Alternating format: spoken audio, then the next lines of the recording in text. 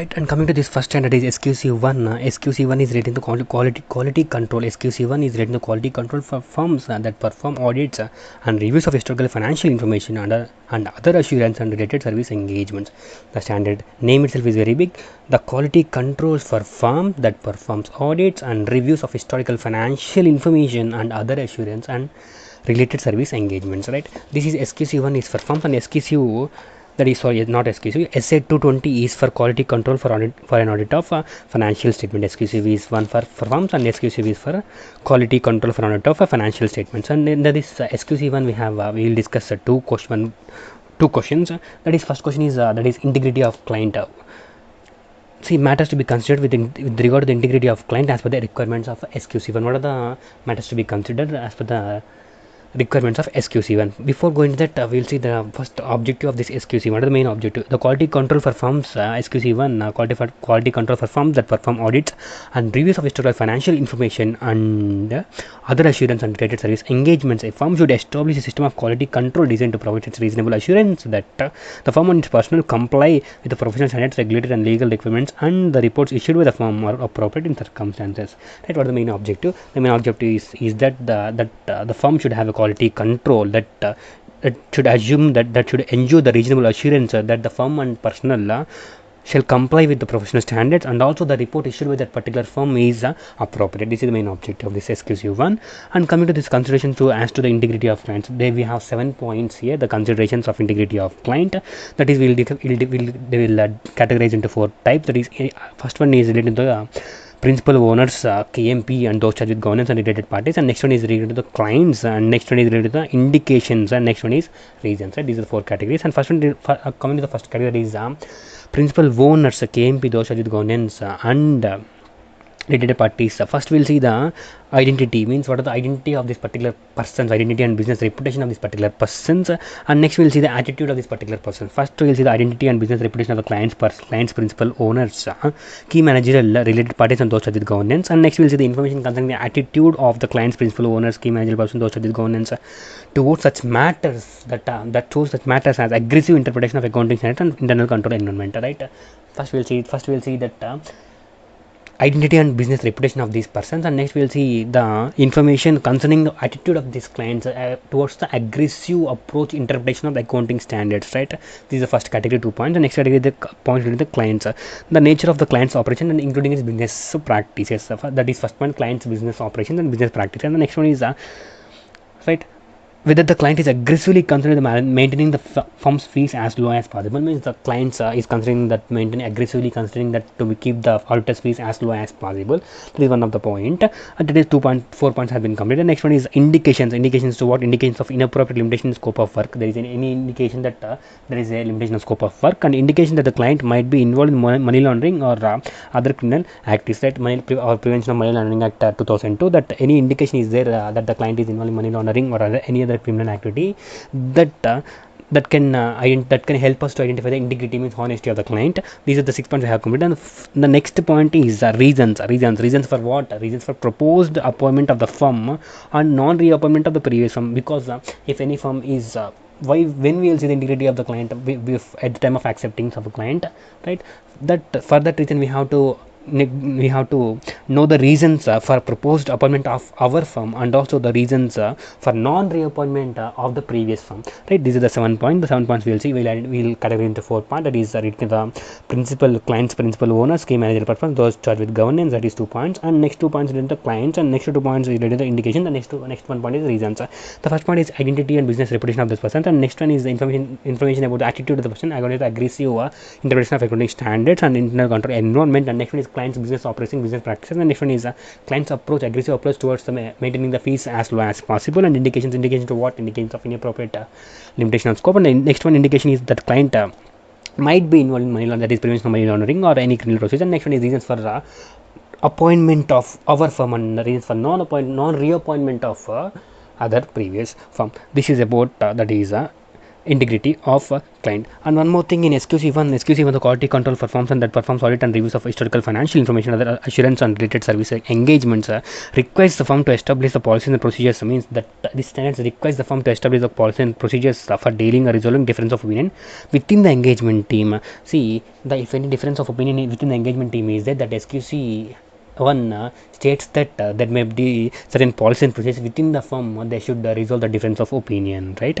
And also as per SA 220, the quality control for audit of financial statements, like requires that audit engagement partner takes responsibility of settling disputes in accordance with the firm's policies in respect of resolution of difference of opinion as per SQC1. If any difference is there, that engagement partner of that particular engagement has to take care of this matter, right? He has to direct review supervision. The engagement partner for any engagement is must as per SA 220, right? And coming to our next standard is SA 200, overall objectives of independent auditor, conduct of an audit in accordance with standards of auditing, right? The overall objective of independent auditor, conduct of an audit in accordance with standards of auditing, right? These standards in CFL is chances are very less, right? But we'll see one question, that is professional skepticism. Professional skepticism means being alert as per SA 200. Overall objectives of independent auditor and conduct of an audit in accordance with standards of auditing requires that auditor shall plan and perform an audit with professional skepticism. What is the meaning of the professional skepticism? An attitude that includes the questioning mind, being alert to the conditions which indicate the possible effect, possible misstatement due to error or fraud, and a critical assessment of audit evidence, right? This is about the professional skepticism, that is questioning mind, being alert to the conditions which may indicate possible misstatement due to error or fraud, and a critical assessment of audit evidence. Professional skepticism reduces the risk of overlooking, overgeneralizing, and inappropriate assumption.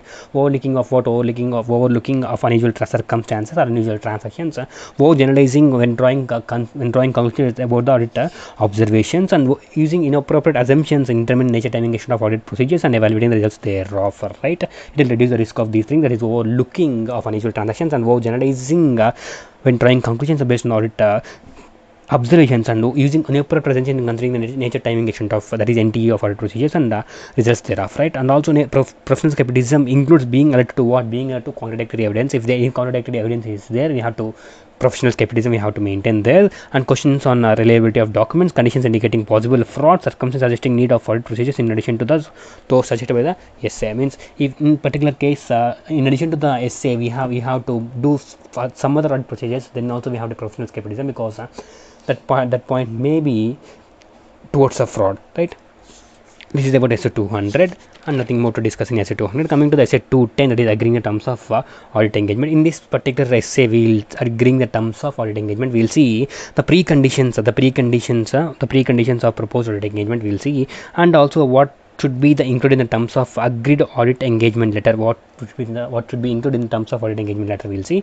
On preconditions and what will terms of audit engagement letter. And next one we'll see is the circumstances that may warrant the revision in terms of engagement. In what cases that letter, that is audit engagement letter, may be revised, at that point we'll see. And also we'll see the acceptance of changes in the terms of engagement. If any after the accepting of engagement, the management wants to change the terms of engagement, how the auditor has to proceed. These are the 4 questions we're going to see in this particular standard 3 SA 210, agreeing the terms of audit engagement, right? Coming to the first question, that is preconditions of audit engagement, right? SA 210, agreeing the terms of engagement, deals with the auditor's responsibilities in agreeing the terms of audit engagement with the management before accepting or refusing an audit engagement, to establish whether the preconditions of auditor for an auditor or auditor present or not. The auditor shall, means before accepting any engagement, the auditor has to see the preconditions. The preconditions are as follows. There are 2 preconditions. The first precondition is determine if the financial reporting framework to be applied in the preparations of the financial statements are acceptable or not. See, first of all, we have to determine whether the financial statements are prepared in the applicable financial reporting, whether the financial reporting framework is acceptable or not. And the second one is obtain the agreement from the management. We have to obtain an agreement from the management that it acknowledges and understands its responsibilities. Means the management will has understand its responsibilities. That regarding what? Regarding three points we have. The preparation of financial statement according to the applicable financial reporting framework.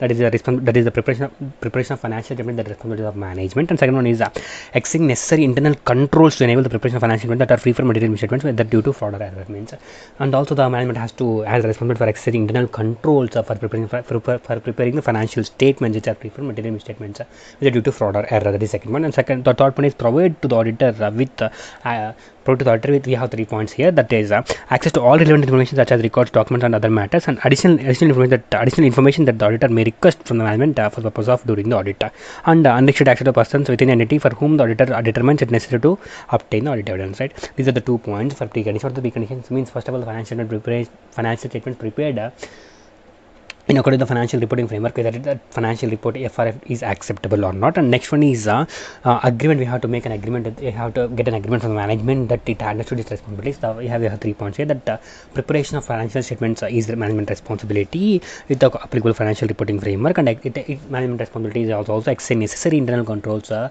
that the financial statement prepared are free from material misstatement due to fraud or error. And next one is to provide the auditor the following, that is necessary information, and also to the additional information the auditor asks during the course of audit, and also unrestricted access to persons within the entity that the auditor thinks that necessary to obtain audit evidence. Right? These are the preconditions of engagement before preconditions of an audit engagement. And coming to the next one, what should be included in the terms of agreed audit engagement letter? Right? Essay 210 agreeing the terms of audit engagement deals with the auditor's responsibility in agreeing the terms of audit engagement with the management, and where the appropriate those are the governance accordingly the auditor shall agree the terms of audit engagement and management are those are the governance as appropriate.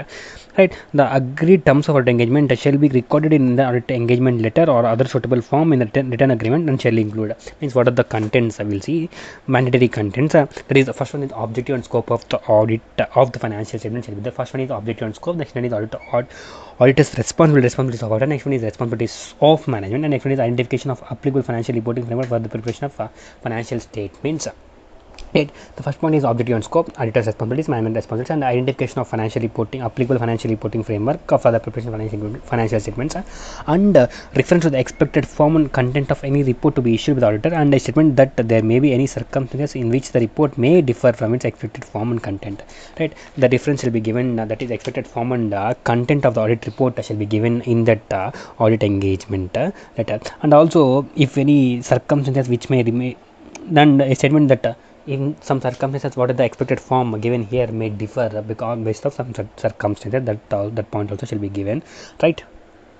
Another point, if law regulations prescribes in sufficient detail the terms of audit engagement referred above, the auditor need not record them in written agreement except the fact that such laws and regulations applies and that management acknowledges and understands the responsibilities. Right? If any laws and regulations prescribe the particular audit engagement details, then that auditor need not be write in the written format. However, that laws and regulations applies that management shall know and management shall understand its responsibilities. Right? That fact shall be there. There is a case of what should be the included in the matters of agreed engagement letter. And coming to the next one, there is circumstances that may warrant the revision in terms of engagement. Right? What are the circumstances that may warrant the revision in terms of engagement? Right? Situation in which the new engagement letter is required in case of a recurring auditor. Right? Essay 210 that is agreeing the terms of engagement deals with the auditor's responsibilities in agreeing the terms of engagement. As well as 210, in case of a recurring audit, the auditor shall assess whether the circumstances require revision.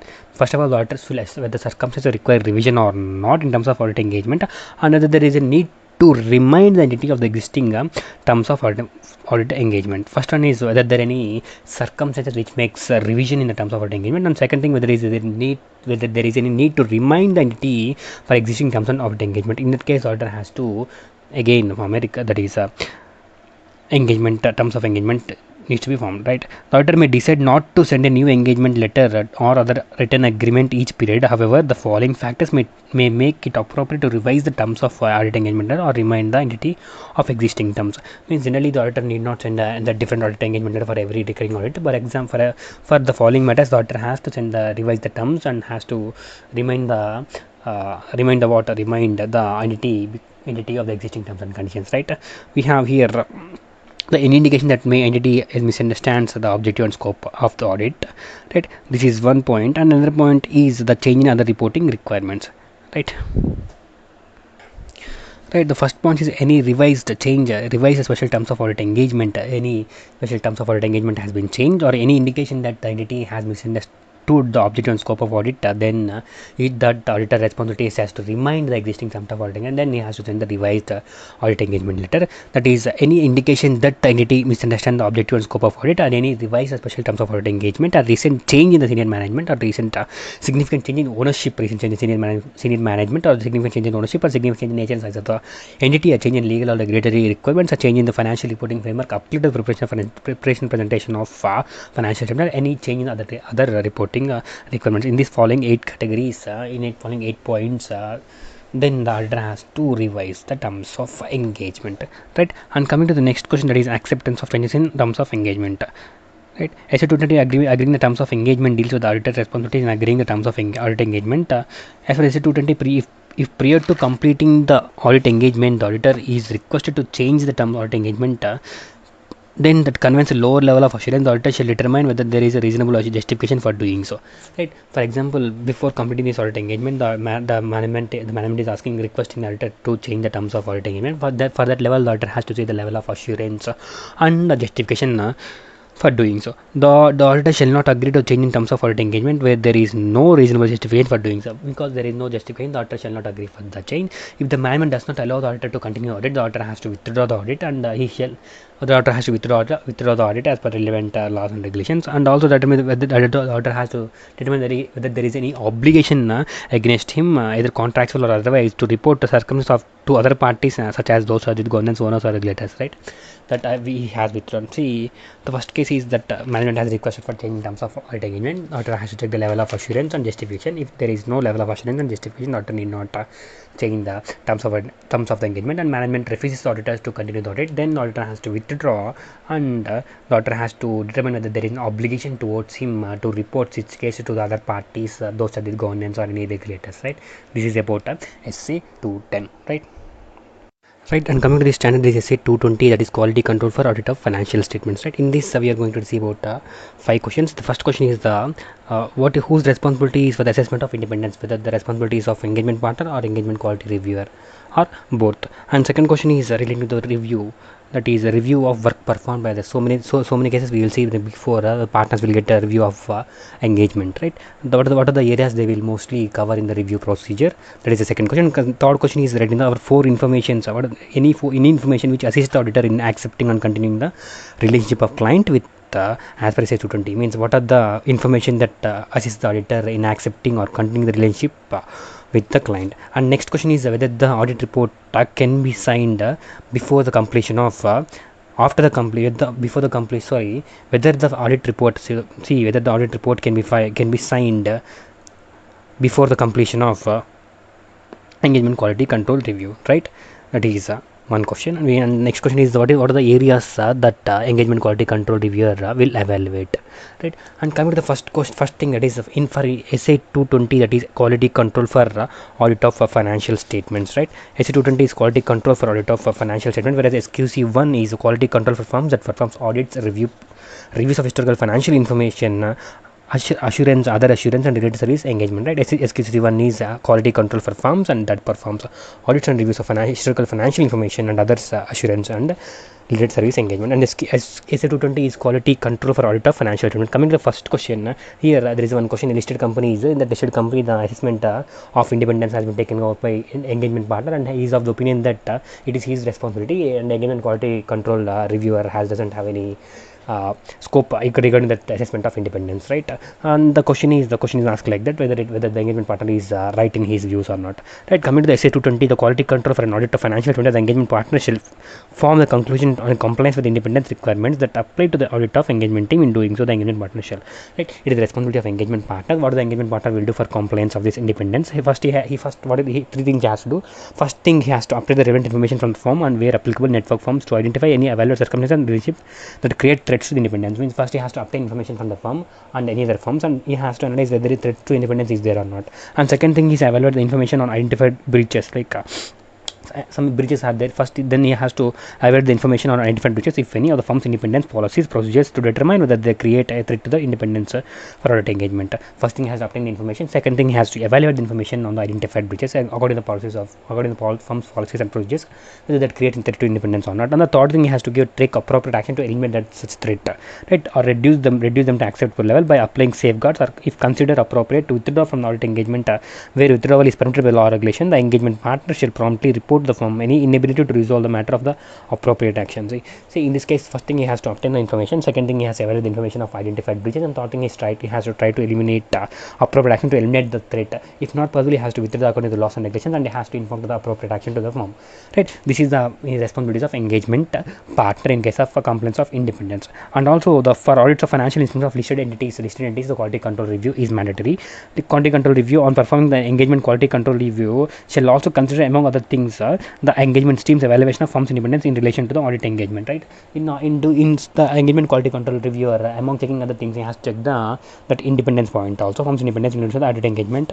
Right? The view is that engagement partner view is not correct. Right? And coming to the next question, that is evaluation of matters by the quality control reviewer. We have already seen that in case of listed entity, what is the quality control review is must.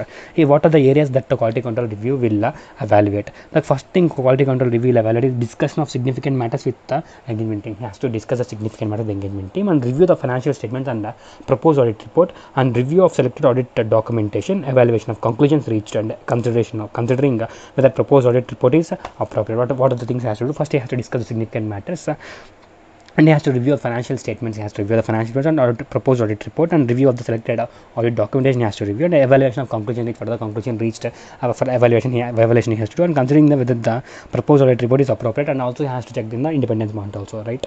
These are the areas in which the evaluation to be done by the quality control reviewer of a listed entity.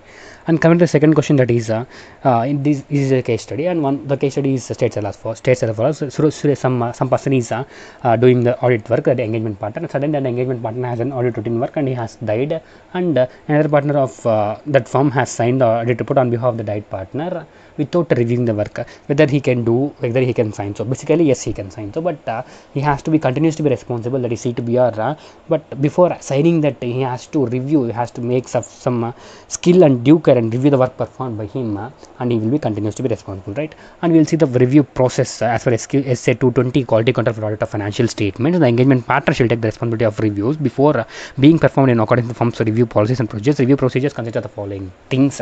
The engagement partner is mainly responsible for the reviews. What does the review process consist of? The review process consists of the work, whether the work performed in the according to the professional standards or not. Means work performed is in accordance to the professional standards or not. We have the audit control has the engagement partner has to review, and significant matters have been raised for further consideration. Many significant matters is there, and such significant matters are raised for further consideration. Any evidence, any alternate audit procedures regarding the significant matters the audit team has designed or not, that thing significant matters for further consideration, and appropriate consultations have taken place and resulting conclusions have been documented. Means appropriate consultation means we have to consult with the audit some experts regarding some things, and that consultation have taken place or not, and also whether that consultation have been documented or not, and the work performed supports the conclusions reached and is appropriately documented, whether the work performed is matching with the conclusions reached or not, and appropriate documented we have to check, and the evidence obtained is sufficient and appropriate evidence to the auditor's report. Means you have to check, he has to review that what are the evidence obtained by the engagement team is sufficient and appropriate for auditor's report, and the objectives of engagement audit procedures have been achieved. Right? What are the main purpose of audit procedures? To identify that the material free from material misstatement, that objective is identified, that objective is achieved or not. We have to see what are the basic review process: work performed as per professional standards and significant matters for further consideration. Consultation shall be taken, and the work performed suppose the conclusions are appropriately documented, the evidence obtained sufficient appropriate evidence for audit reports, and the objectives of the engagement team audit procedures have been achieved or not. Right? And also we already discussed that is continuously responsible. We have even the work performed by that person, that the engagement partner is responsibility to the sign express opinion of the financial statements. He is continuously responsible, and also he has to direct the supervision and review. Right? In this case, a person is allowed to sign the audit report, though he will be responsible for expressing opinion. He may rely on the work performed by another auditor, provided the further exercise adequate skill and due care and review the work performed. He has to exercise adequate skill and due care, and he has to review the work performed. performed by other. Right, and coming to the next third question, that is mention any 4 information which assist the auditor in accepting the continuing of relationship with the client as per SA 220. What is the information that will assist the auditor in accepting and continuing the relationship of client as per SA 220, right? We have a shortcut for this, that is ICACS. As per SA 220, quality control for an audit of financial statements, quality control for the audit of financial statements. The information which assists the auditor in accepting the continuing relationship with the client may include the following. There is integrity of principal owners, key managerial persons, and those are the governance of integrity. First, we have to check I, that is integrity, and C, the competence of engagement team to perform the audit engagement, and availability of, that is A, competence. We have to see the competence of engagement team to perform the audit engagement, and next A is availability of necessary capabilities including time and resources. Means next A is availability of time is there or not, we have to see. And next C is competence relevant and ethical requirements perform and engagement team. And next S is significant matters which have arisen during the current and previous audit engagement and their implications of the continuing the relationship, right? What are the factors for the information that the auditor in accepting the continuing the relationship with the client as per SA 220, that is ICACS. That in first one is integrity, and second competence of our engagement team to perform, availability of sufficient time and resources, capabilities including time and resources. And next C is compliance with ethical requirements by the firm and engagement team. And next one is significant matters. The significant matters have been arisen during the audit or the previous audit that have been duly taken care, and for implications for the continuing relationship. What is the ICACS? Integrity, competence of our engagement team, availability of time and resource, and compliance with ethical requirements, and significant matters in the previous audit report or current audit report as considering implications of the continuing client relationship. This is about the third question. And fourth question, I guess, and the last question we have that see whether the audit report can be signed, before the completion of audit, before the completion of engagement quality control review, right? We have already seen that for listed entity the engagement quality control review is mandatory, right? As far as 220 quality control for an audit of financial statement, the engagement partner shall take the responsibility of reviews being performed in accordance with the firm's policies and review procedures. As for the audit of financial statements, the listed entities, the engagement partner shall see. The main thing for engagement partner is the review is the engagement partner responsibility. He has to review the engagement as per the firm's policies and procedures. If it is listed entity, the engagement partner shall review the following: whether the quality control engagement quality control reviewer has been appointed or not. If appointed, we have to discuss the significant matters. We have already said that review process significant matters for further consideration. That point here, that is discuss significant matters arising with audit during the audit engagement, including the identified during the engagement quality control review with the engagement quality control reviewer. Right? Any significant matters have been identified during the audit, or the identified by the EQCUR had been discussed in that discussion or not. That thing the engagement partner shall evaluate. And next one is not the date or auditor's report until the completion of engagement quality control. It means here the audit report shall not be signed before the completion of audit engagement quality control review. That is after completion of audit engagement quality control review only the audit report has to be signed, right? And also SA 700 also states, that is SA 700 is forming an opinion on the reporting on financial statements. It also states that requires the auditor's report to be dated on not earlier than the date on which the auditor has obtained sufficient and appropriate audit evidence on which the base auditor's opinion on the financial statement. It states that the auditor financial statement shall not be dated, that is shall not be signed. Request the auditor report to be dated not earlier than means because not earlier than date in which the audit sufficient appropriateness has been appointed on which base that the auditor's audit report is based on, right? He has obtained not before me, for example, he has obtained some sufficient appropriate evidence or no, that after obtaining the sufficient appropriate audit evidence only the auditor has to sign the report. Here the sufficient appropriate audit evidence is discussion with the engagement quality control reviewer of significant matters, right? And in this case signing of auditor's report before completion of review of engagement quality control is not in order, right? This is all about SC 220.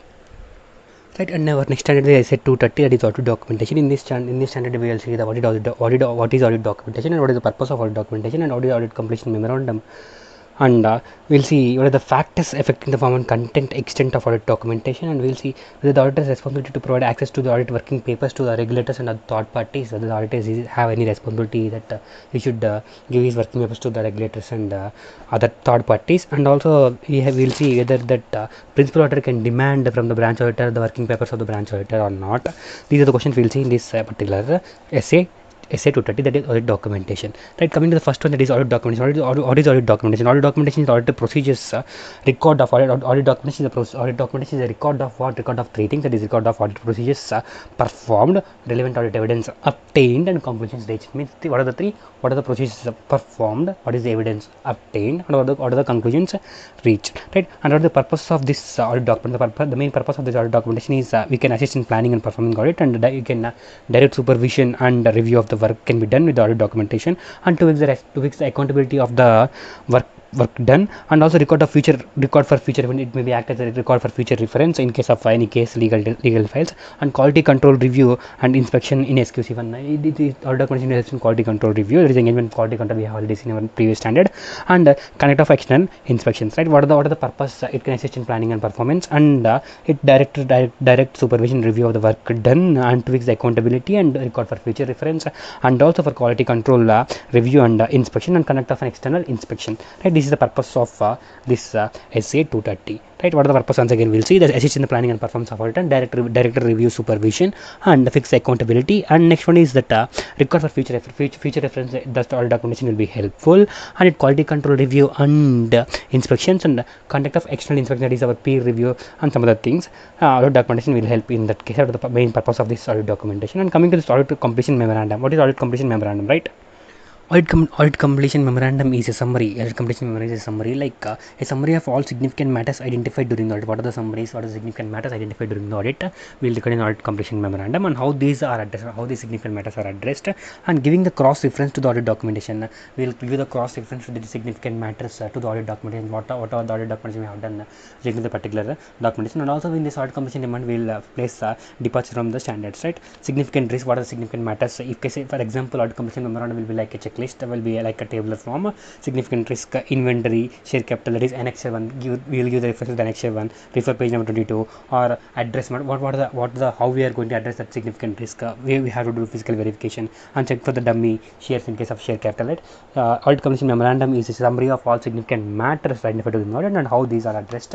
Right, and giving cross reference to the audit documentation. The main three things is summary of significant matters and how these are addressed and reference to the audit documentation. This is about audit completion memorandum. And then coming to the first one, that is what are the factors affecting the form and context of extent of audit documentation? Means what are the factors that affect the audit documentation? Means the main factor that to audit documentation deals with auditor's responsibility to prepare the audit documentation for an audit financial statements. According to the various factors that may affect the form and content of the extent of audit documentation are as follows.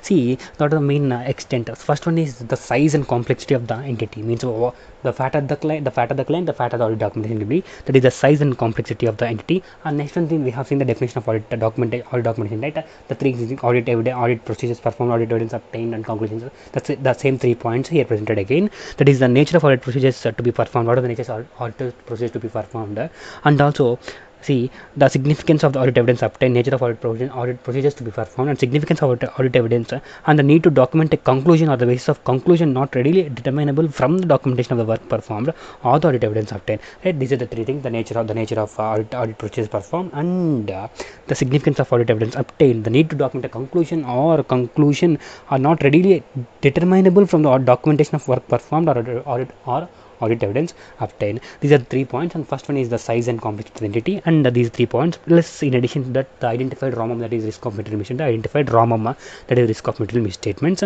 and also the nature and extent of exceptions, any exceptions identified that also will affect the nature and context of audit documentation, and the audit methodology and tools is how the audit methodology is going to be done, that will affect the audit documentation and methodology tools, and timely preparation of audit documentation. These are the things that will affect the form and content of extent of audit documentation. What are the once again we'll see, that is first we'll see the 3 points, that is nature of the audit procedures performed, and the significance of audit evidence obtained, and need to document a conclusion or basis of conclusion not readily determinable from the documentation or the evidence obtained. That is 3 points. And next one is size and complexity of the entity, and next one is identified ROMM, that is risk of material misstatements, and nature and extent of any exceptions identified, and audit methodology and tools, and timely preparation of audit documentation. This is about factors affecting the extent and content of audit documentation. Next question is coming to over, that is audit responsibility in case of of working papers he shall share to the regulators or third parties or not. For this working papers we have the following standards, right?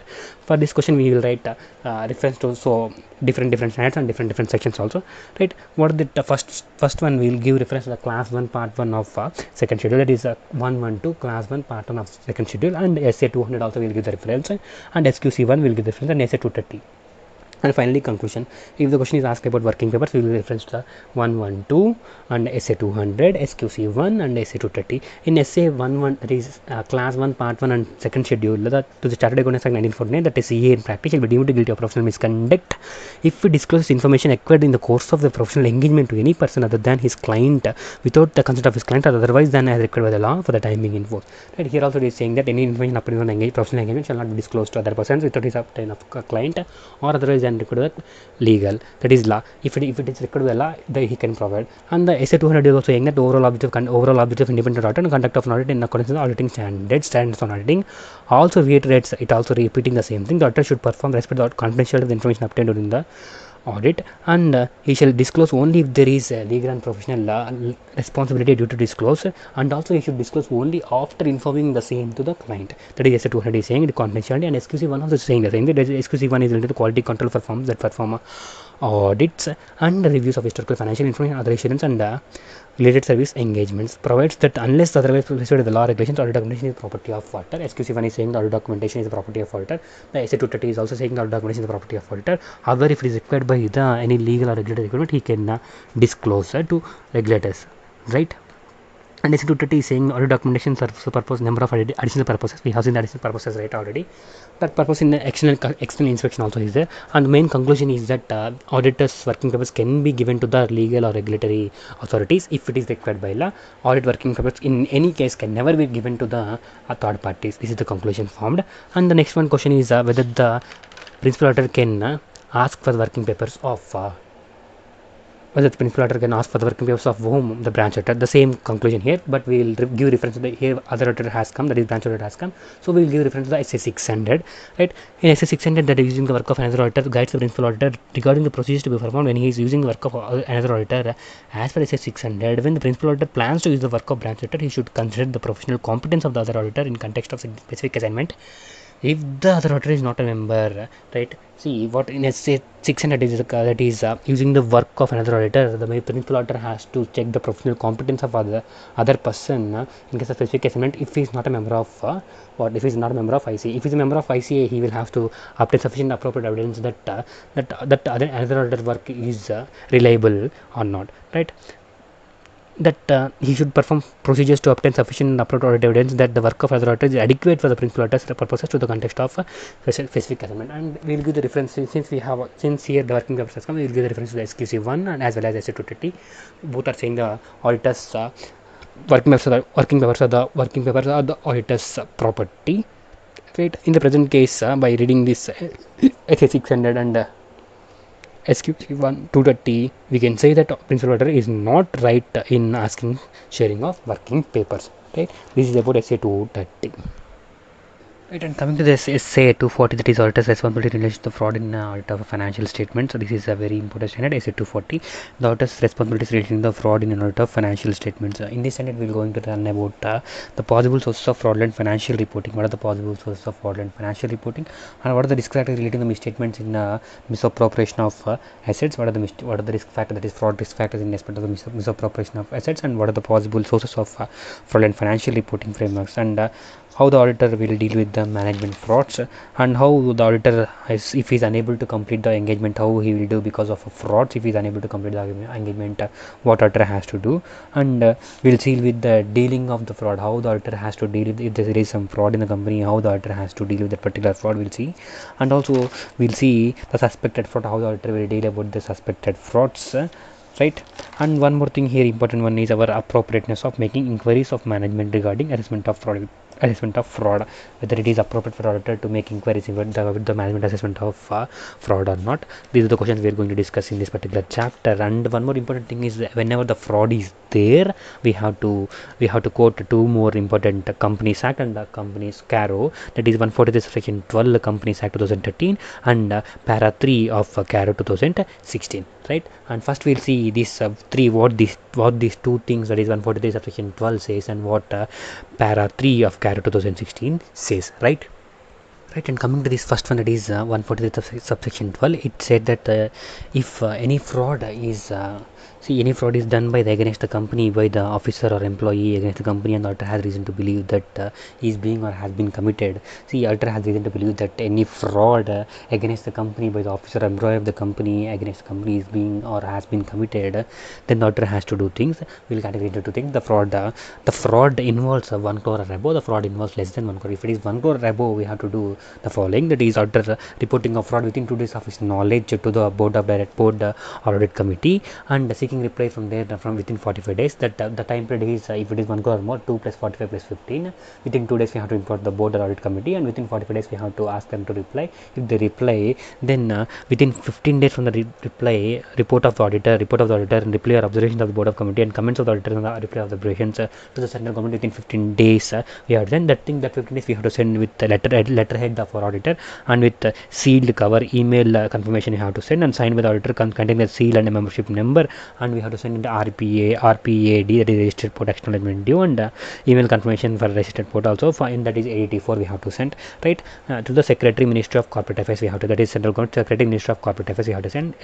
If it is within 45 days, if the board or outcome doesn't reply, even though we have to send to the Supreme, that is Central Government, that is Secretary Ministry of Corporate Affairs, that report of the auditor note that containing the details of his report has been sent to the board or audit committee seeking his reply within 45 days, but they did not reply, right? And next one, if it is less than 1 crore, then the auditor has to, within 2 days from the knowledge of his working, have reporting the fraud to the board and committee, what he has to, the nature of the fraud with description and the approximate amount involved and the parties involved, right? Nature of the fraud, approximate amount involved, parties involved, he has to report to the board or committee, and the company will report in the board report the nature of fraud and the approximate amount involved and the parties involved if remedial action is not taken, and the remedial action taken, right? These are the about 143 subsection 12. These are not to the 143 subsection 12, apply as well as to the cost auditor, secretary auditor, right? In case of that is Caro 2016, that para 3 of class 10 says that the noticed and reported frauds only to be reported in the Caro 2016, that is any fraud by the company or fraud on the company by officer employees has been noticed or reported during the year, if face the nature and amount of the involved to be indicated, right? In para 3 we have to see the fraud by the company or fraud on the company by whom, by employees or officers, that is noticed or reported fraud only, and if yes, if there is any fraud, the nature and amount of the fraud shall be indicated, right? And this is as per para 3 class 10, right? And coming to our first topic, that is possible source of fraudulent financial reporting, right? What are the possible source of fraudulent financial reporting? This is a general question. When the fraud is there, we have to quote SA 240, that is SA 240, the auditor's responsibilities in fraud in relation to the auditor's responsibilities relating to fraud in audit of financial statements, auditor's responsibility relating to fraud in audit of financial statements, deals with the auditor's responsibilities in relation to fraud with performing audit. The auditor is primarily concerned with those fraud that cause the material misstatements in financial statements, right? What are the sources, right? Recording fictitious journal entries, inappropriately adjusting assumptions, changing judgments, accounting estimates, right? Omitting, advancing, delayed recognition financial statements, events and transactions, concealing or not disclosing facts that could affect the amount reduced in the financial statements, engaging complex transactions that are structured and misrepresent, altering the records and terms of significant unusual terms. This question is you can write on your own. And coming to the next one, that is what are the risk factors relating to the misstatements arising from misappropriation of assets, right? What are the risk factors that arise misappropriation of assets? That is, we have shortcut, that is ROI, that is rationalization of act, R is for rationalization of act, and O is for a perceived opportunity to do so, opportunity, and I is for incentive or pressure to commit fraud, right? Coming to this, that is ROI, that is rationalization of act, and opportunities to do so, and incentive or pressure commit to fraud. What is the incentive or pressure to commit fraud? That is, the management is under pressure, means that management is under pressure from outside or inside the entity to achieve an expected that is really unrealistic unrealistic ending targets or financial outcome. In that case, the management is pressured to commit fraud, that is misappropriation of assets, and next pursued opportunity to do so. Means in this case, it may exist that individual feels that the internal controls may be overdone because the trust placed upon the individuals, or the knowledge of specific weakness in the internal control. He may think that he can override the internal control. That is the opportunity. And rationalization of act. The individuals may be able to rationalize the committing fraud. Some of the individuals have some ethical values, attitude, and characteristics that allow them to knowingly to commit the fraud, to commit a dishonest act. That is rationalization of the act. That is, these are the misappropriation act. That is ROI, rationalization of act, a pursued opportunity to do so, and incentives are pressures to commit fraud, right? And coming to the management fraud, auditors' duties in respect of material misstatement resulting from the management fraud. Right, and this is coming to the auditors' duties in respect of materials involved in management fraud. That is, auditors SA 240 is auditor's responsibility relating to fraud in audit of financial statements. Requires that auditor is responsible for obtaining reasonable assurance that the financial statements are free from, as a whole, are free from material misstatements, whether due to fraud or error. And the management is in a unique position to commit fraud because they can manipulate accounting records, prepare fraudulent financial reports by statement of overriding control. These management override controls, so they have a unique position to perpetrate fraud. That point auditor has to see, and auditor throughout that while obtaining the reasonable assurance, auditor has to maintain professional skepticism, and also he has to see the possibility of misstatement that could exist due to fraud. And also when responses to the inquiries from the management are inconsistent with audit evidence obtained, he has to further investigate regarding this the same. And also we have to see 140 the subsection 12 and 140 the subsection 12 we have to write whenever the fraud is there, and as well as the para 3 subclass 10 of the CARA 2016, right? In the management fraud, what the auditor has to do, the auditor responsible reasonable that the financial free from material misstatement, whether to fraud or error, and management is unique position to perpetrate fraud because of its manipulating of accounting accounts and management override of controls. And he has to maintain professional skepticism, and he has to maintain professional skepticism, and he has to see the a possibility that material misstatement that could arise to exist to the fraud. And also after inquiring the management responses, he has to see any inconsistency is there. That inconsistency has to further investigate, as well as he has to report 143 subsection 12 if any, and as well as also para 3 subclass 10, right?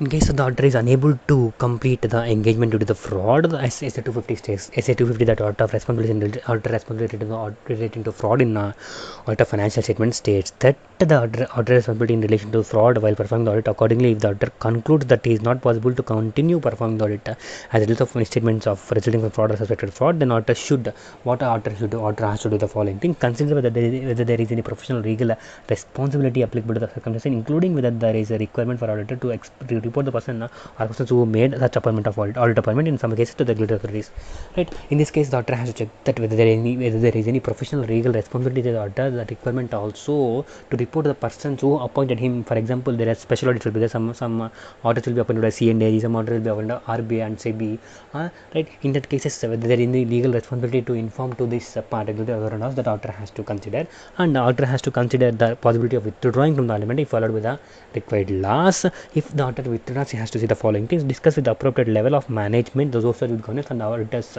withdrawal and the reasons for his withdrawal, and also determine whether there is a professional legal requirement to report any persons who made appointment, that the same thing is given. And also if he withdraws, if he resigns as per section 140 subsection 2, he has to file within 30 days from the date of resignation to the company ROC then the form ADT 3, right? And also we can say, because you have withdrawn because of that thing, right? Fraud, you can report under 143 subsection 12, right? What are the things is, if he unable to complete the audit, first of all he has to consider professional legal requirement, professional legal responsibility about him, that any requirement auditor to report the persons who made the appointment, and consider the impact of withdrawal if anything is there. And also if the withdrawal is there, and he has to report the consideration to, he has to report to that those are the governance and management about his withdrawal and his reason for withdrawal.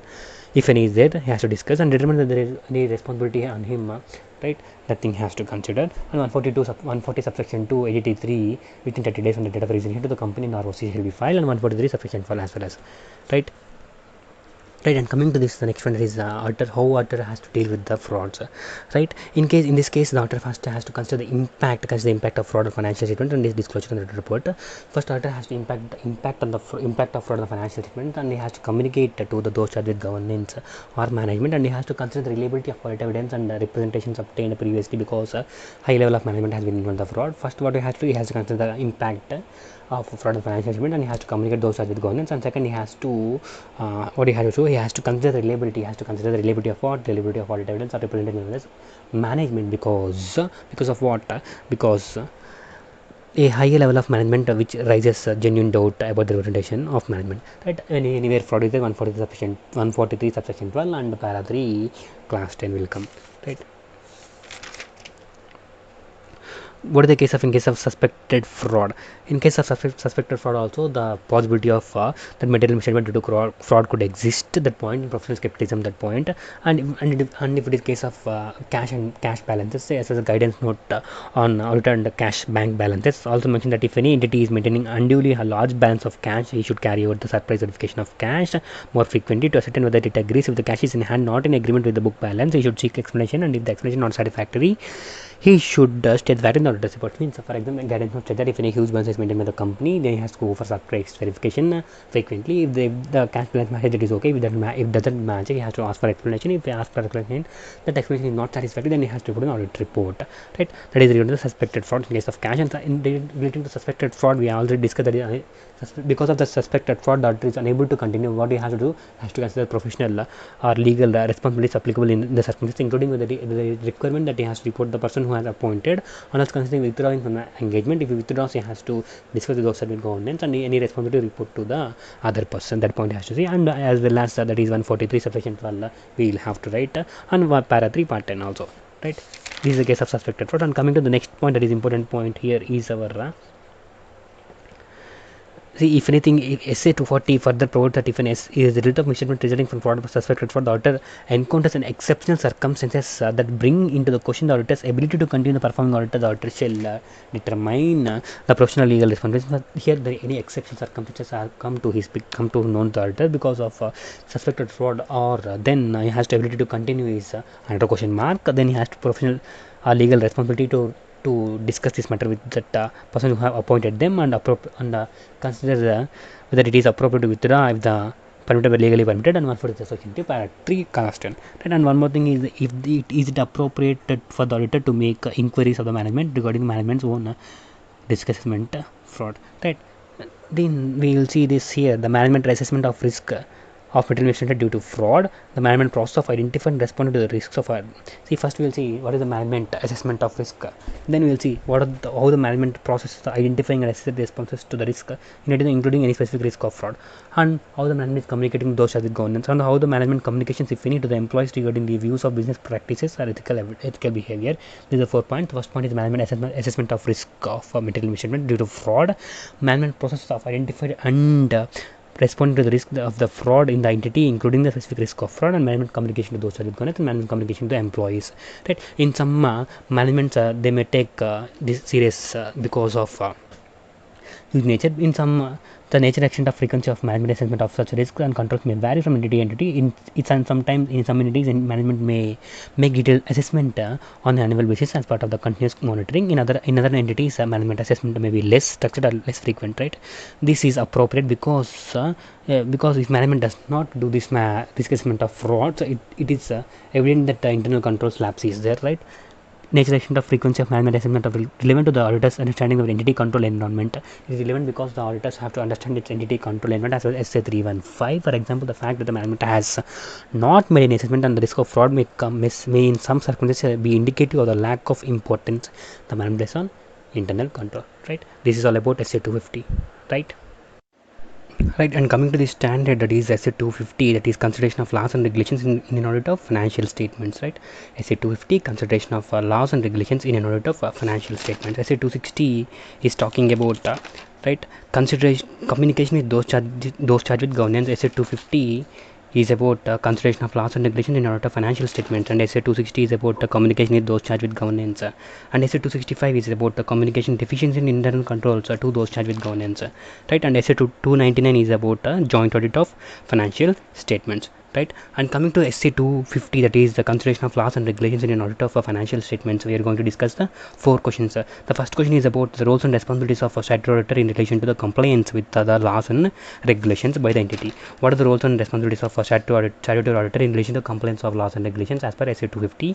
And the second question we are going to discuss about it, that is a case study question regarding the child labor and the labor act question, the case study question. The third question is about the indicators to be considered for verifying the compliance with laws and regulations. What are the indicators that the auditor has to verify for verifying the compliance with laws and regulations? That is the third question. The fourth question is about the state reporting responsibilities of auditor in the context of non-compliance. Means in this essay 250, that is consideration of laws and regulations in order of financial statements. What are the reporting responsibilities of statutory auditor in case of non-compliance of laws and regulations? Right. These are the 4 questions we are going to discuss right now. And coming to the first question, that is the roles and responsibilities of statutory auditor in relation to the compliance with the laws and regulations. Right. That is the first question. See, the main role and responsibilities of the statutory auditor in this compliance of laws and regulations is the first part of anything is he has to understand that is the auditor shall obtain a general understanding of what the auditor has to obtain the general understanding of 2 things, that is legal and regulatory framework applicable to the entity and its industry or sector in which the entity operates. The auditor has to obtain understanding of the legal and regulatory framework, and next one the auditor has to understand how the entity is complying with that framework. Means first the auditor has to understand the legal and regulatory framework in which the entity is operating, and second thing the auditor has to understand how this entity is complying with that framework, right? And next thing the auditor has to do is he has to obtain sufficient and appropriate audit evidence regarding the compliance with the provisions of these laws and regulations, right? He has to obtain that auditor has to obtain that sufficient and appropriate audit evidence that the entity is complying with these laws and regulations, generally recognized to have direct effect in the determination of material amounts and disclosure in the financial statements, right? The first thing auditor has to do is he has to understand the 2 things, that the legal and regulatory framework in which the entity is operating, and the second one is how the entity is complying that framework. And the next point, the second point is the auditor has to obtain sufficient appropriate audit evidence in relation to the compliance of the laws and regulations by the entity which is having direct effect in the material amounts and disclosure in the financial statements, right? After that the auditor has to perform audit procedures. Means first he has to obtain sufficient audit evidence. For obtaining that audit evidence, the auditor has to perform sufficient audit procedures, right? What are the audit procedures the auditor will perform for complaints, for considering this complaints of legal laws and regulations? First thing the auditor will perform the inquiry of management, and second thing he will make inspecting of the correspondence, if any, with the relevant licensing or regulating authority, right? The first auditor will do is he will inquire, and second he will inspect, right? This is the case. Inspecting correspondence means he will go to the legal regulating authority under the particular law, and he will just make corresponding cross-reference whether this entity is complying or not, right? And the fourth thing the auditor will do during the audit, while going the audit, the auditor will be alert to the other audit procedures which brings his notice that non-compliance of any laws and regulations. That is the auditor has to maintain professional skepticism. That is fourth step. And the next one is our last step. The auditor will obtain that written representation that all known instances of non-compliances or suspected non-compliances are reported to that is are disclosed to the auditors by the management, right? This is about this is about roles and responsibilities of statutory auditor. What the auditor has to do: first he has to understand the legal and regulatory framework, next he has to understand how the entity is complying, and next he has to obtain sufficient appropriate audit evidence, and next he has to audit procedure for inspecting inquiry of management and inspecting corresponding to the regulatory framework. And during the period of audit he has to be alert to the possibility of any non-compliances, and next one he has obtained written representation, that is all known non-compliance or suspected non-compliances and have been disclosed to the auditor, right? Right, and coming to the next question, the second question: as statutory auditor of company comment on the following. While verifying the employee records in the company, it was found that the major portion of the labor employed was child labor, right? While verifying the child labor, then the management has told us that auditor that is not in our scope. Then comment, right? This question, child labor, is that is consideration of laws and regulations, that we have to write answer as according to the essay 250. The 250 consideration of laws and regulations in an auditor financial statements requires the auditor to obtain sufficient appropriate audit evidence regarding the compliance with the provisions of those laws and regulations that generally recognized which have direct impact on the determination of material amount and disclosures in the financial statements, including tax and labor law. That point we have discussed in the first question, that is they have to obtain sufficient appropriate audit evidence of the laws and regulations generally which have a material direct impact on the determined material amount and disclosure of financial statements, including general laws and labor laws. What is the case of other laws and regulations which does not have that material impact on the material amount and disclosures, right? For the other laws, and the auditor's responsibility is limited to the undertake the specified audit procedures to help the identify the non-compliance. Means for the other cases, the audit procedures is limited to the specified audit procedures, and for identifying the non-compliances, right? And next one here, that is for non-compliance of other laws and regulations, there will be some fines, penalties, litigations, and cost consequence will be there, right? In this case, the major portion of the labor employed was child labor. Because the child labor was there, because the Child Labor Act may have impose some penalties and fines. What the auditor will do, the auditor has to consider that fines and penalties, and he has to modify the opinion accordingly, right? And coming to the next question, that is indicators to be considered for verifying the compliance with the laws and regulations. Means what are the indicators for compliance of verifying the laws and regulations? The indicators are very simple ones, right? And coming to the indicators, the consideration of laws and regulations in the audit of financial statements deals with the auditor's responsibilities to consider the laws and regulations while performing the audit. To verify the compliance of laws and regulations, auditor is required to consider the following indicators. What are the indicators? We'll classify the indicators into two parts, that is payments and the cash. Payments and others. But in payments case, we'll see the payment of fines and penalties and bribes, payment of sales commission to the agents, payment of excessive sales commission to the agents, and payment of fines and penalties, and payment for purchases of goods and services above or below the market prices, and payment to the payment made, generally unusual payments made to the tax haven country, unusual transaction with the company which are in tax haven, that is payment to another country tax havens, and payment of legal fees, huge legal fees, and retainership fees will be there. Unusual transactions, right? That thing, payment for without exchange control documentation, payment for without exchange control documentation, and unusual huge cash transactions, right? That is unusual huge cash transactions. And also we have made payment for goods and services made other than to the country for which the goods and services originated. This is the points relating the payment. And next, other cases is investigations. Any investigation has been done by any regulatory authority, a government department, for payment of fines and additional taxes and penalties thereunder. And any information system which is failed, the existence of information system which fails to provide the adequate audit trail, anything that is there, that is indicator of non-compliance. And also any adverse media comments, right? These are the types for indicators to considering verifying the compliance of laws and regulations. What are the indicators for payments? We have fines and penalties and bribes, sales commission, excessive sales commission, purchases price above the below the market price. Another country means another country other than the origin of country, payment of goods and services, tax on countries, unusual transaction in the tax on countries, a huge amount of legal fees and retainership fees, and without exchange, the payment made without exchange control documents, and payment for unusual cash transactions. And others, we have investigations of the regulatory departments, information system failures which does not have an audit trail, and adverse media comments. This is about the third question. And coming to the fourth question, that is the reporting responsibilities of auditor in the context of non-compliance of laws and regulations, right?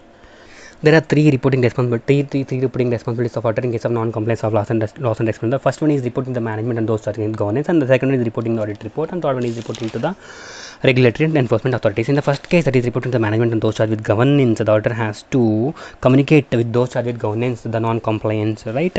When the auditors has come to his attention, generally if that non-compliance is intentional material, he has to immediately, as soon as practicable, he has to inform the those charged with governance or management.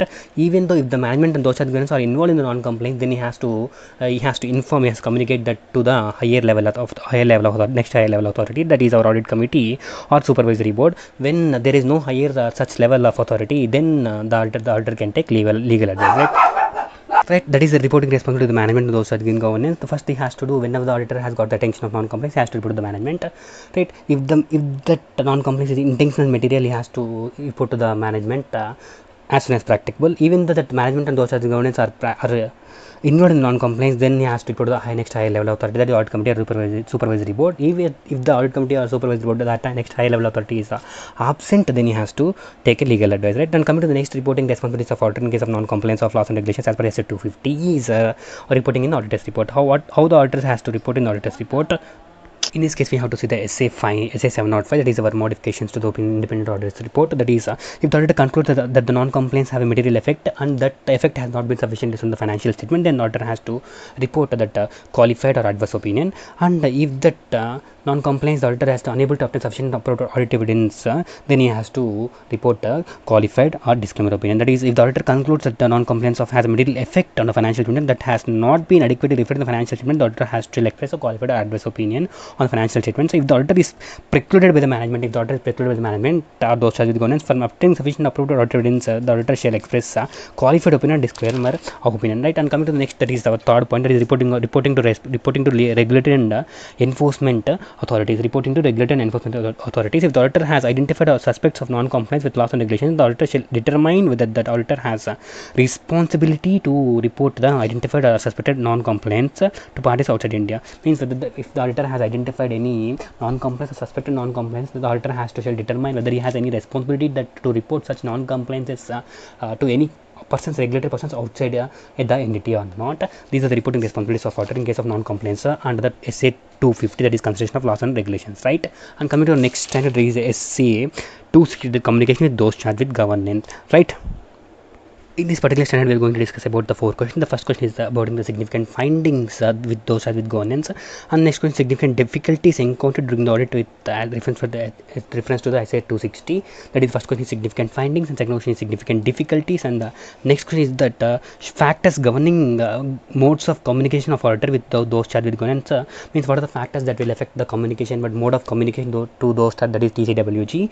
And next one will compare the difference between the reporting to shareholders and reporting to those charged with governance, right? And coming to the first point, that is SC 260, that is significant findings, right? If you remember that those charged with governance, we have to remember IFRS, that is IFRS means the independence, significant findings, auditor's responsibilities, and the planned scope of the audit, right? This is about TCWG, the main code shortcut IFRS.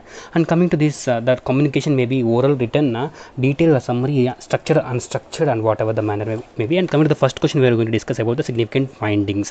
That is one of the IFRS law.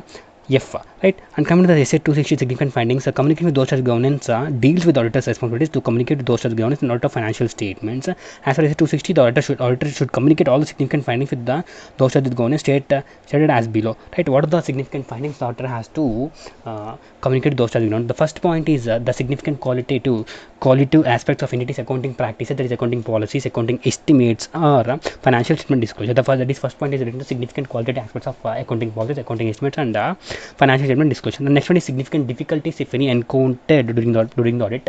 First one is a significant qualitative aspect, that is accounting policies, accounting estimates, and financial statement disclosure. Next one is significant difficulties encountered during the audit. Next one is next third point is unless all of those charged with governance are involved in the managing entity,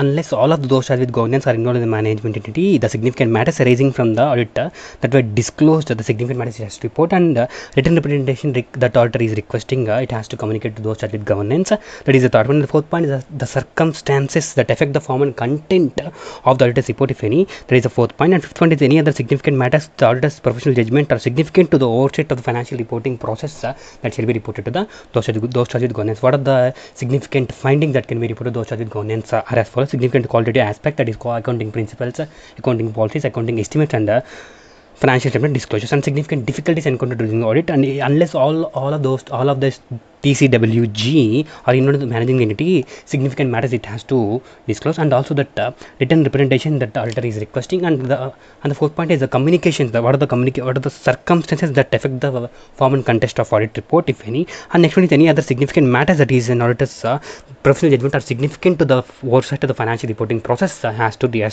reported as a significant finding to those charged with governance as per SA 260. And coming to the second question, what state the significant difficulties encountered during the audit with reference to the SA 260. What are the significant difficulties? We have seen the significant findings. The second part is that significant difficulties we have come here, and that is 260 communication with those charged with governance deals with auditor's responsibilities to communicate those charged with governance in audit of financial statements. As per SA 260, among other things, auditors should commence significant difficulties to those charged with governance. Examples of significant difficulties as communicated here under, that is we have 4 and 2 others, like we'll categorize into 2 types. The 4 and 2, that is the 4 is related to significant difficulties, that is 2 others is a significant delays in the management for providing information, and the scope limitation that leads to the modification of auditor's opinion. Means the first one is significant delay by the management for providing information, and second is scope limitation imposed by the management which relates to the modification of opinion. And the 4 uns are unnecessary, unexpected, unavailability, and unwillingness. That is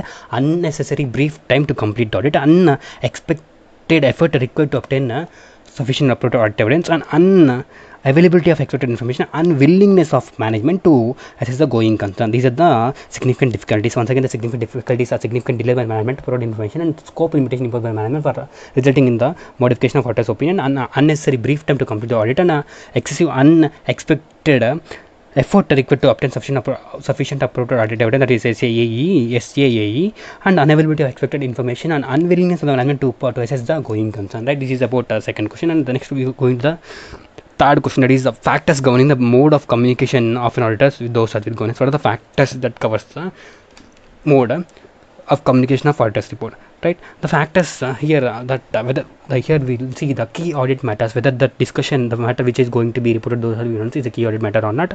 That is one point. And whether the management has previously communicated to us that matter or not, that is second point. These 2 points depends on the mode of communication, how we are going to report to those charging. The first point is whether the discussion is the key audit matter, whether this discussion of matter that will be reported in the auditor's report as key audit matter or not, and whether the management has previously communicated to us or not. Depending upon the size, operating structure, and control environment and real structure of the entity, we can have determine the mode of communication to those charging governance.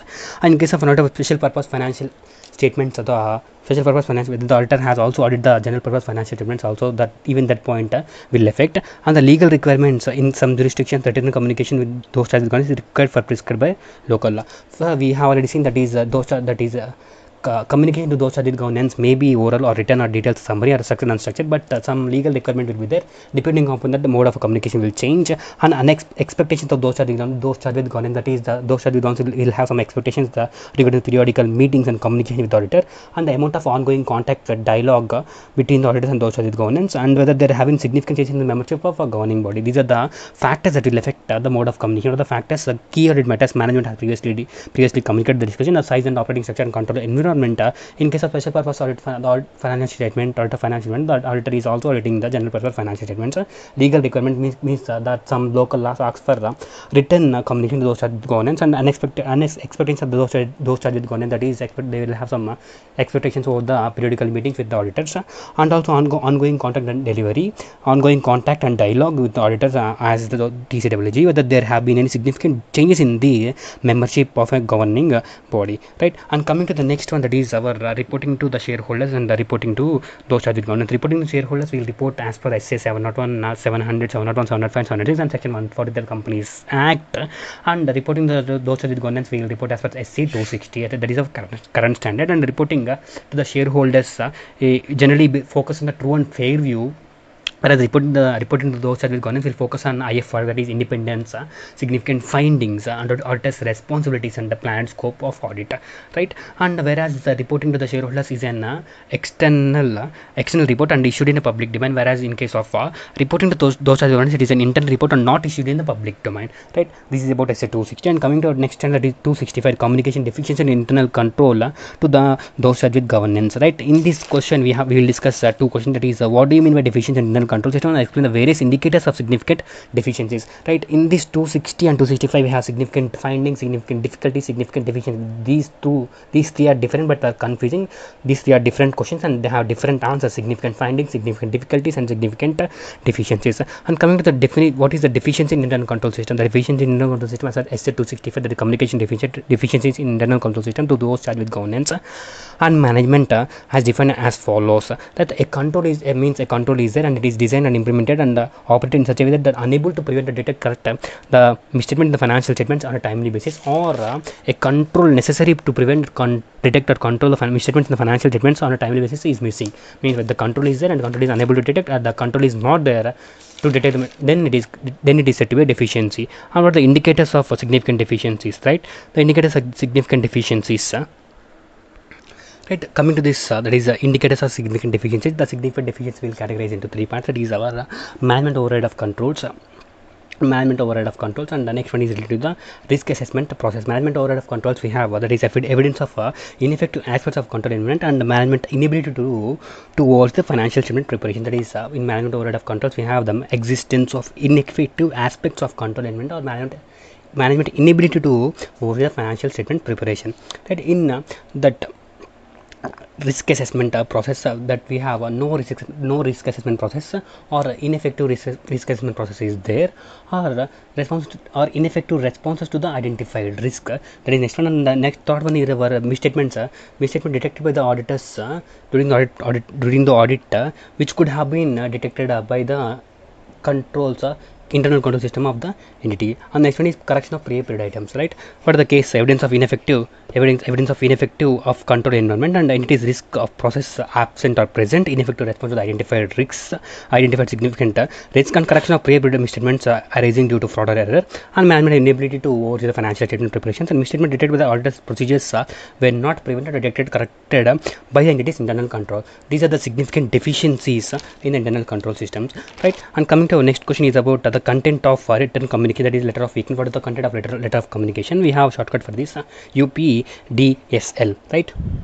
That is UPDSL, that is our U means users, what the letter of weakness to whom the letter of weakness represents, the audit committee, board of directors, to those charged with governance, management, and within the organization. And purpose of audit means what is the main purpose of audit? The main purpose of audit is to express an opinion of financial statements and also description the deficiencies and potential effects.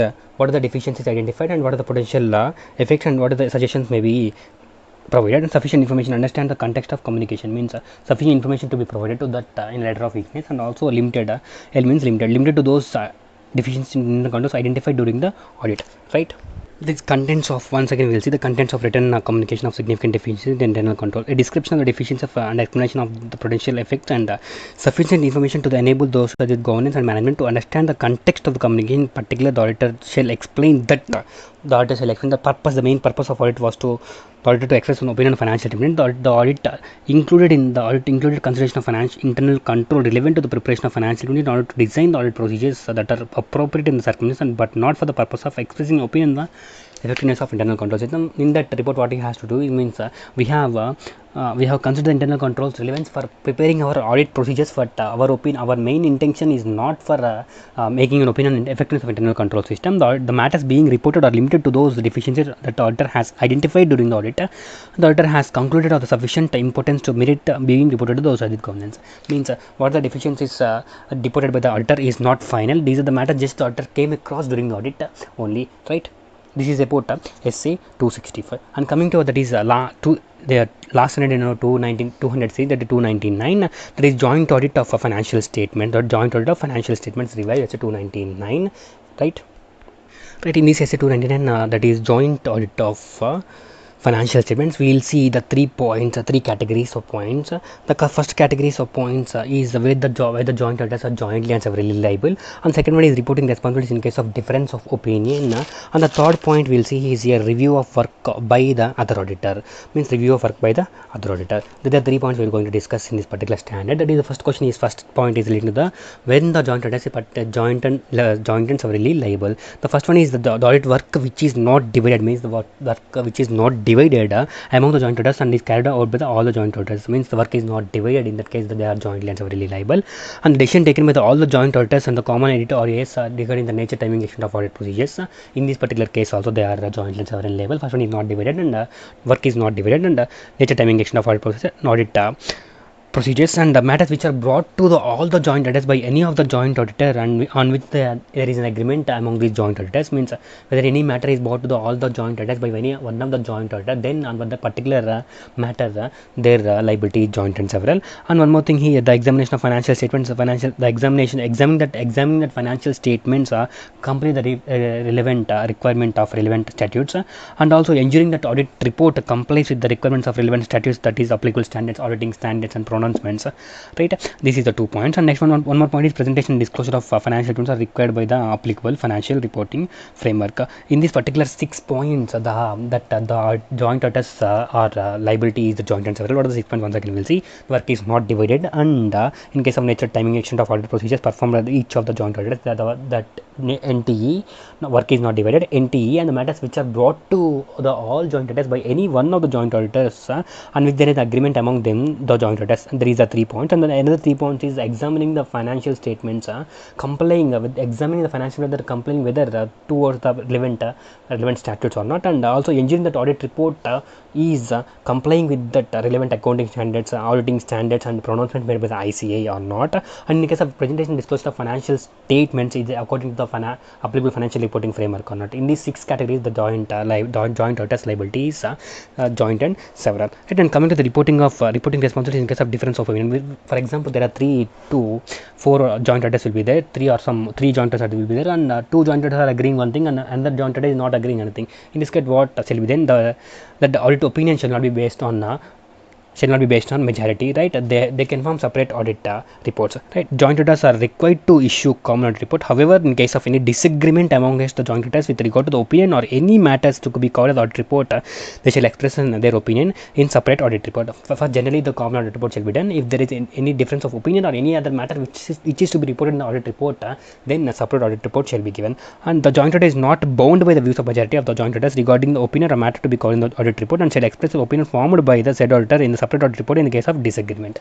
Like if any joint auditor is disagreeing with other auditors, he can make a separate audit report. And also here, in case of a separate report, so the audit report issued by the joint auditor shall make a reference to the separate audit report issued by another auditor. Such reference shall be made under the heading other matters paragraph as per SA 706. This is MCQ expected. For example, there are two separate audit reports have been given, and in one audit report, the reference shall be given to the other audit report, separate audit report as per SA 706. That is other matter paragraph. We have to make a reference, right? And coming to the next, our third point in this category, that is in this standard, that is a review of work by other joint auditor. Each joint auditor is entitled to assume, right? We have assumed that each joint auditor assumed that the other joint auditor have carried out the part of the audit work and the work has actually performed in accordance with the auditing standard. It means the auditor has to assume that the remaining auditors are performing as per the standards on auditing, right? And it is not necessary for a joint auditor to review the work performed with other joint auditors or perform any test in order to ascertain whether the work has been actually performed in accordance to such manner.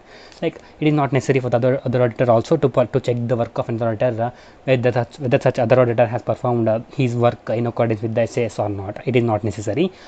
Generally, that other auditor has to assume that other auditor has performed his duty as per the SA, right? And each joint auditor is entitled to assume that the other joint auditor have brought to said joint auditors notice and any departure from applicable financial reporting framework or significant observation that are relevant to their responsibilities notice in the course of audit.